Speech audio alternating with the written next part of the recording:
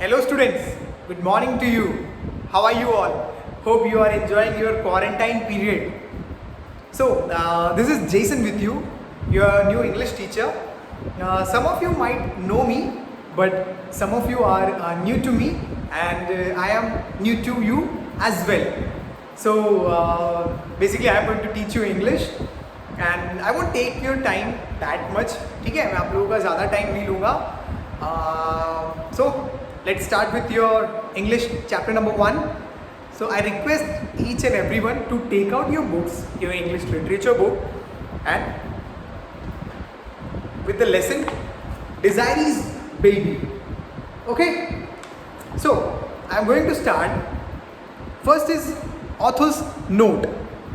Kate Chopin, 1850 to 1904, was an American-born author in St. Louis, Missouri.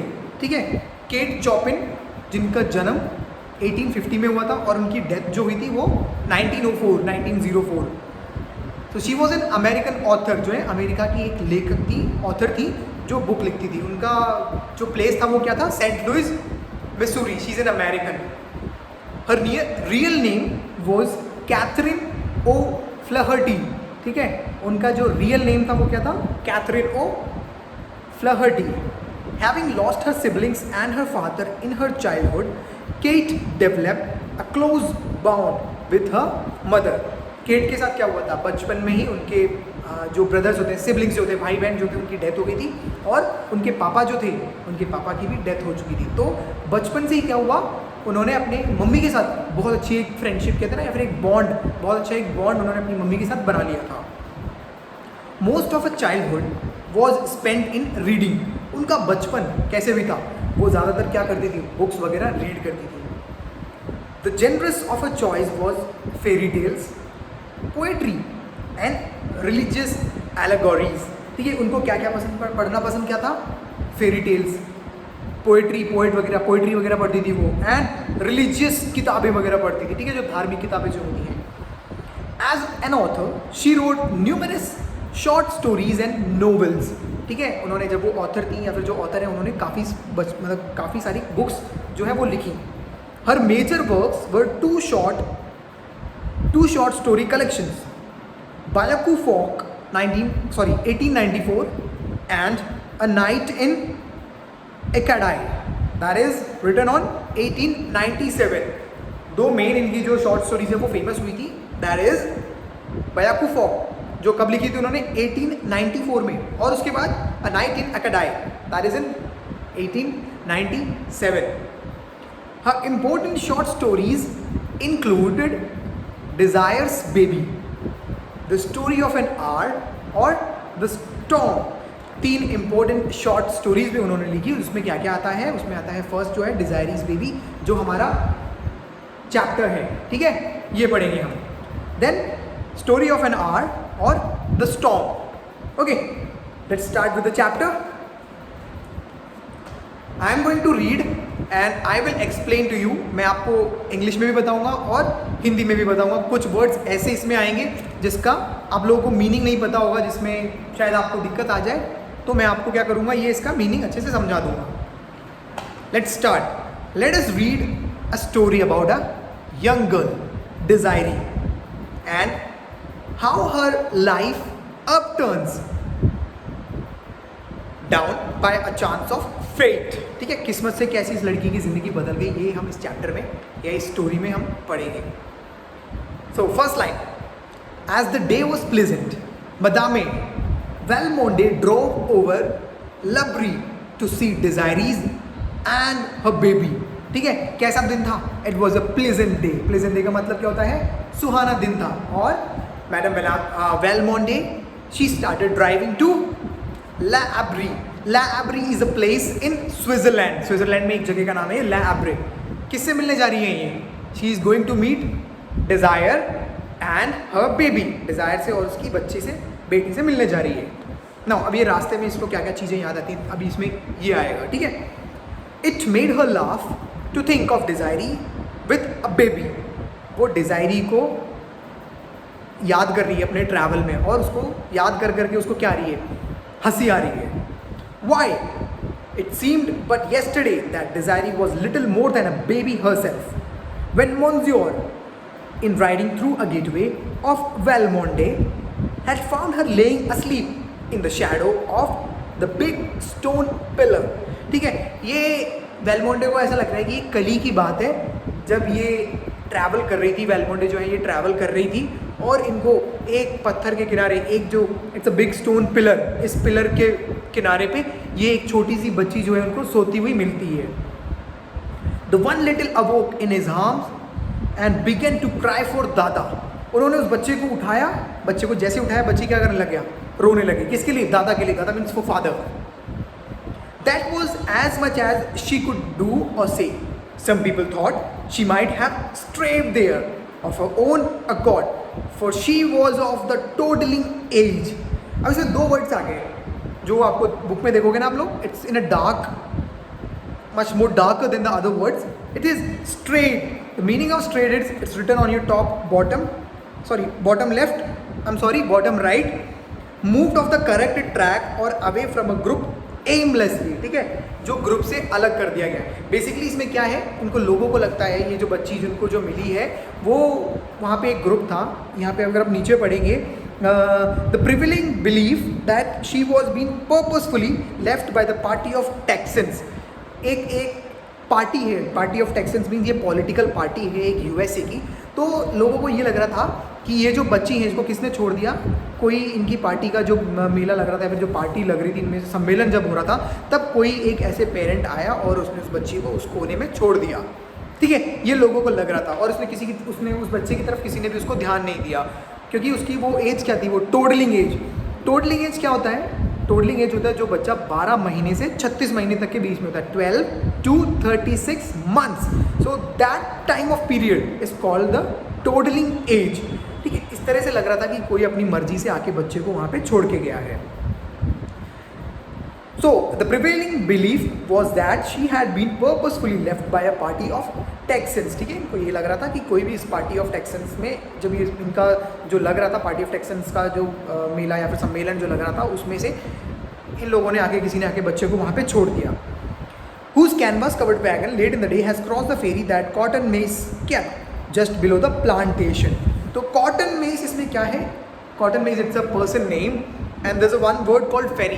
तो ये क्या, cotton मेज जो एक आदमी है, शायद उसकी फेरी है जो फेरी को ऑन करता है या तो फेरी का ऑनर है शायद. तो उस फेरी में सारे लोग आए थे और उस फेरी में से आने के बाद ये जो प्लांटेशन, एक कोने में जो प्लांटेशन हो रहा था उसके स्टोन पिलर के नीचे इस बच्चे को कोई क्या करके चला गया, छोड़ के चला गया. In time Madame Valmonde abandoned every speculation, but the one that Desiree had been sent to her by a beneficent providence to be the child of her affection, seeing that she was without child of the flesh. लेकिन Madame वालमोंडे ने क्या किया, सारी जितनी भी अफवाहें, speculation का mean क्या होता है, अफवाहें. तो जितनी भी अफवाहें हैं कि ये बच्चा उधर से आया है, इस बच्चे को किसी ने जानबूझ के छोड़ा है, या इस बच्चे को कोई फेरी मतलब शिप में से किसी ने लाके छोड़ के दे दिया है, तो मैडम वालमोंडे ने क्या किया, वो सारी स्पेकुलेशन को नकार दिया. मतलब एक कान से सुना दूसरे कान से निकाल दिया. और उनको क्या लगा, उन्होंने क्या सोचा कि ये जो बच्चा जो आया है मुझे किसकी तरफ से आया है, beneficent Providence. That means God. ठीक है, ये जो बेनिफिशिएंट प्रोविडेंस है ये 1600 मतलब 1600 की सदी में गॉड को इस तरह से बोलते थे, प्रोविडेंस बेनिफिशिएंट. ठीक है, उसको ये लग रहा था कि मुझे भगवान ने पहले बच्चे नहीं दिए थे, या फिर मेरे जो हस्बैंड है हम दोनों बच्चे हैं, हमारे पास बच्चे नहीं हैं, लेकिन भगवान ने मुझे ये जो बच्चा है, ये मुझे आज जो स्टोन पिलर के बीच में पड़ा हुआ मिला है, ये जो बच्चा है मुझे भगवान ने गिफ्ट किया है, and she is mine. For the girl grew to be beautiful and gentle, affectionate and sincere, the idol of Valmonde. जब बच्ची बढ़ती गई, कैसी होती गई, सुंदर होती गई, gentle and affectionate and sincere, 4 चीज़ें इस बच्ची में आ गई. ठीक है, बहुत अच्छा कहना मानने वाली, लोगों का ख्याल रखने वाली, जेंटल, और बहुत ही दिखने में कैसी थी, बहुत ही सुंदर बच्ची. इस तरह से ये बच्ची बढ़ती गई. It was no wonder when she stood one day against the stone pillar in whose shadow she had lain asleep 18 years before, that Aramin Ogbini riding by and seeing her there had fallen in love with her. तो एक दिन क्या होता है कि ये लड़की ऐसे ही वहाँ पे खड़ी थी, खड़ी ऐसे खड़ी क्या कर रही थी, खड़ी सो गई थी, ठीक है। तो वहाँ से एक आदमी राइड करते हुए जाता है and that person name is Armand of Aubigny, Armand of Aubigny. तो वो उसको देखता है, वो उसको देख के क्या होता है, उसको उससे क्या हो जाता है, प्यार हो जाता है, ठीक है। That was the way all the Aubignys fell in love as if struck by a pistol shot, ठीक है। इसका मतलब ये है कि वो उस लड़की को देखता है और उससे प्यार हो जाता है। और प्यार कैसे होता है, जैसे किसी ने उसको क्या मार दिया हो, गोली मारती हो, ठीक है। The wonder was that he had not loved her before, for he had known her since his father brought him home from Paris, a boy of 8 after his mother died there. तो actually ये क्या है, ये जो एरामिंड ऑगबनी है, ये जो है इस लड़की को जानता है पहले से, लेकिन ये क्या करता है, इसने कभी इसको इस नज़र से देखा नहीं है, फिर इसको इससे कभी प्यार नहीं हुआ। लेकिन वो पिलर के साइड में खड़ी होगी, वो लड़की ऐसे सर रख के, आँख लगी उसकी, सो गई। तो उसको देख के उस लड़की को, उस लड़के को उससे क्या हो जाता है, डिज़ायरी से क्या हो जाता है, प्यार हो जाता है। सो ये जो एरामिंड ऑगबनी है, ये पेरिस से इसका पापा इसको यहाँ पे अमेरिका में लेके आता है या उधर लेके आता है जब ये 8 साल का होता है। इसके 8 साल में क्या हो जाता है, इसके साथ इसकी जो मम्मी है उनकी क्या हो जाती है, डेथ हो जाती है। उसके बाद उसके पापा उसको इधर लेके आते हैं पेरिस से। The passion that awoke in him that day when he saw her at the gate swept along like an avalanche or like a prairie fire or like anything that drives headlong over all obstacles। जब ये इस लड़की को देखता है तो क्या होता है, इसका जो दिमाग होता है, इसका जो पैशन होता है ना, वो प्यार को लेकर, इस लड़की को देख के जो प्यार हो जाता है इसको, तो वो क्या होता है, एज एन एवलांचे। एवलांचे मतलब क्या होता है, हिमस्खलन, हिंदी में बोलते हैं हिमस्खलन। सो that is something sudden arrival, but यहाँ पे हम एवलांचे जो बोल रहे हैं वो फीलिंग्स को लेके बोल रहे हैं, ठीक है। Sudden arrival in overwhelming quantities, कुछ फीलिंग्स उसके अंदर आ जाती है एकदम से, अचानक से। So that is what we call here avalanche. तो उसके अंदर जो फीलिंग्स आती है वो कैसे आती है, एज एन अवलांचे आ जाती है, और इट्स अ पेरारी फायर, आग जैसी फीलिंग आती है उसके अंदर। और क्या फीलिंग आती है कि वो कोई भी ऑब्स्टेकल आ जाए, मतलब उसको पाने के लिए कोई भी उसके जीवन में या फिर उसकी लाइफ में कोई भी ऑब्स्टेकल आ जाए, वो क्या करेगा, उसको अपने सर पे उठा के चलेगा, रेडी है उस चीज़ को लेके। ओके, नाउ अब next page number 4। Monsieur Valmont grew practical and wanted things well considered, ठीक है। ये जो Monsieur Valmont है, Monsieur it's a French word that means sir और मैडम, या तो सर बोलते हैं या मैडम बोलते हैं, it's a word in French, ठीक है। सो ये जो चाहती थी कि ये चाहती थी कि सारी चीज़ें क्या हो, ऑर्गेनाइज रीति से हो, कोई भी किसी भी तरह का परेशानी किसी को ना हो, कोई भी प्रॉब्लम ना हो, तो ये सारी चीज़ें अच्छे से चाहती थी। That is the girls obscure origin. Obscure का मीनिंग इज देयर अननोन और uncertain.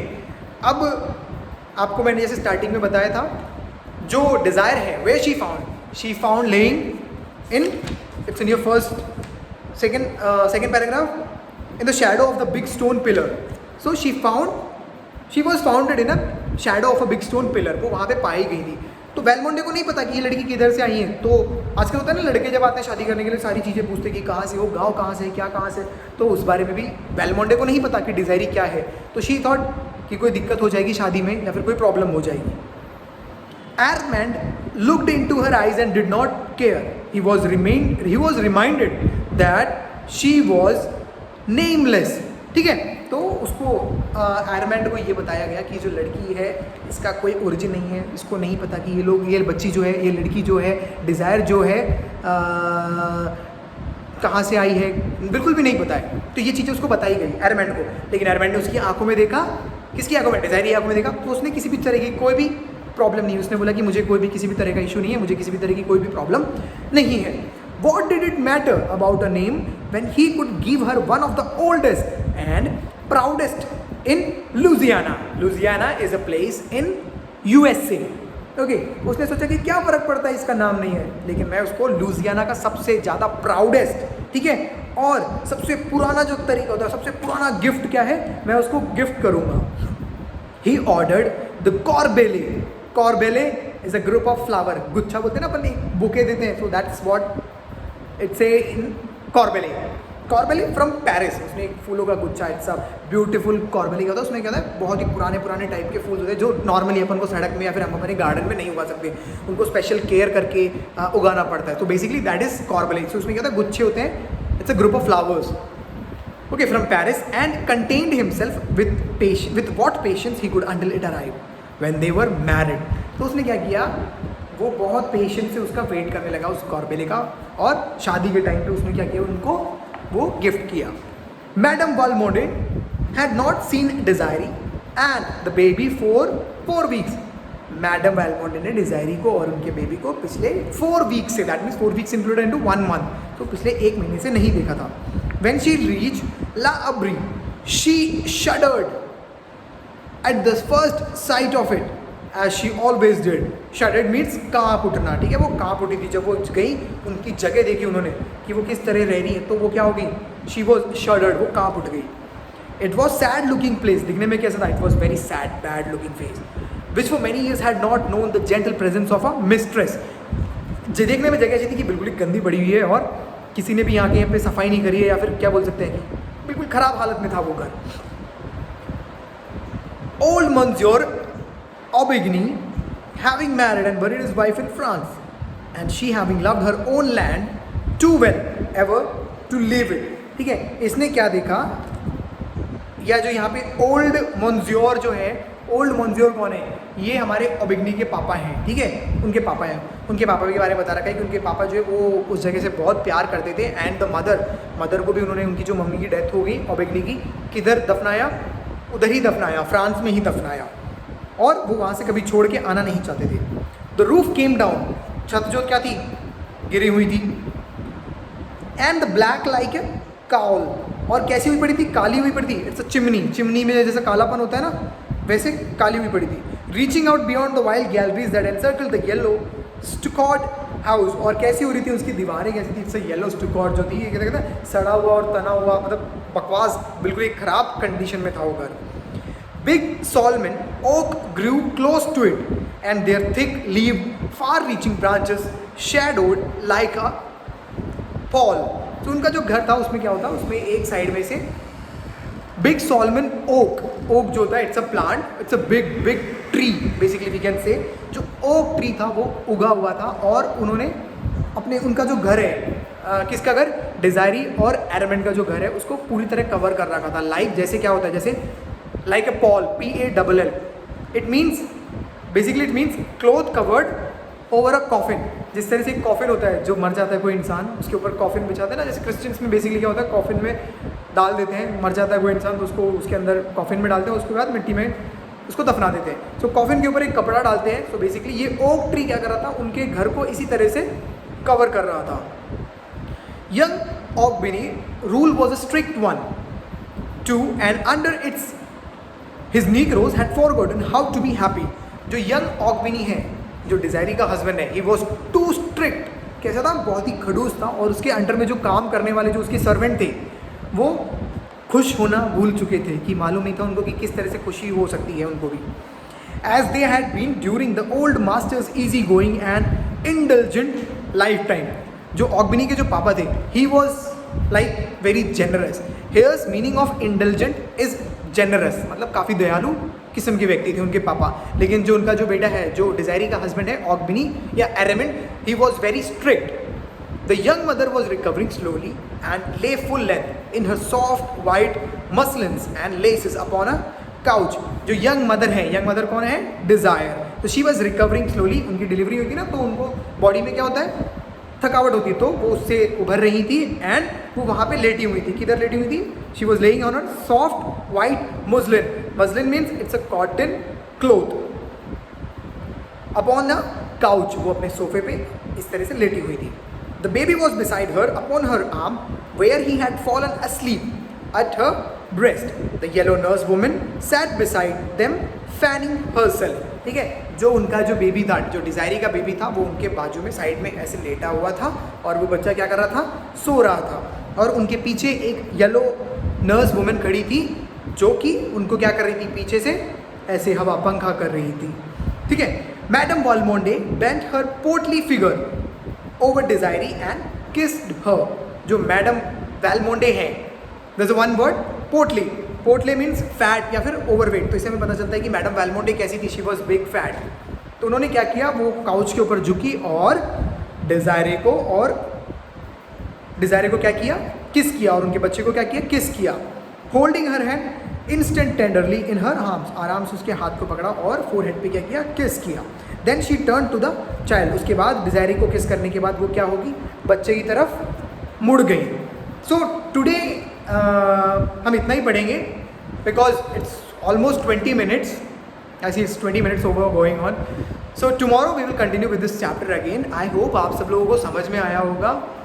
If you are not able to understand anything, so don't hesitate to ask your teacher or whoever teacher or whoever the person sending you the video. So better ask your teacher or the person whoever sending you the videos that yes, this is the portion मुझे यहाँ पे समझ में नहीं आया है, please ask Jason sir to explain this thing again. तो मैं वो चीज़ उस अकॉर्डिंग मैं आपको समझा भी दूंगा, ठीक है, और आपको कोई भी प्रॉब्लम जो होगी या फिर कोई भी जो डाउट होगा मैं उसको क्लियर कर दूंगा. सो enjoy your day. That's all for today for the English class. So see you. Bye bye. Take care.